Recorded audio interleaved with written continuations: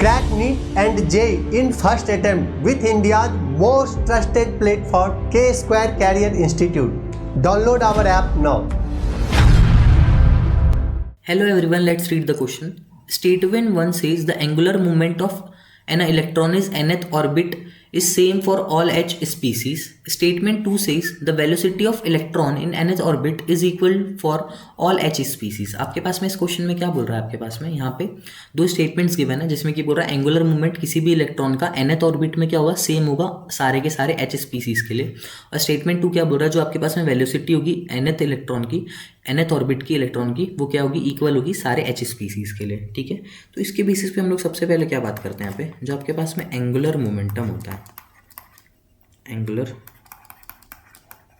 Momentum होता है वो क्या होता है आपके पास में NH/2π होता है। ठीक है, NH/2π होने के कारण बेसिकली क्या करता है आपके पास में, या आपके पास में क्या होता है, डिपेंड नहीं करता है। ये किस पे डिपेंड नहीं करता है,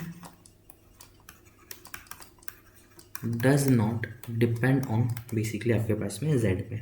ठीक है, सो आपके पास में जब ये Z पे डिपेंड नहीं कर रहा है तो आपके पास में क्या होगा, जो एंगुलर मोमेंट है nth ऑर्बिट का है वो सभी पे क्या होगा, सेम होगा H के लिए। ठीक है, सो ये स्टेटमेंट तो आपके पास में यहाँ पे करेक्ट है। देन अगर हम लोग देखें किसका, वेलोसिटी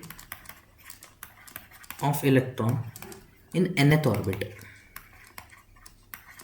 ये क्या होता है आपके पास में, ये मेजरली क्या करता है, ये हो जाता है आपके पास में 2.188 इंटू 10⁻6 इंटू क्या होता है Z/n मीटर पर सेकेंड। ठीक है, जो कि किस पे डिपेंड करता है आपके पास में, किस पे, Z पे, डिपेंड ऑन बेसिकली Z। जब ये Z पे डिपेंड कर रहा है तो वेलोसिटी किसी भी इलेक्ट्रॉन के nth ऑर्बिटल में इक्वल नहीं होगी सारे H स्पीसीज के लिए। क्या होगा आपके पास में, जब ये Z पे डिपेंड कर रही है तो ये चेंज होते जाएगी। ठीक है, सो स्टेटमेंट 1 करेक्ट है, बट स्टेटमेंट 2 क्या है आपके पास में, इनकरेक्ट है। So the correct answer for this question will be option number 3।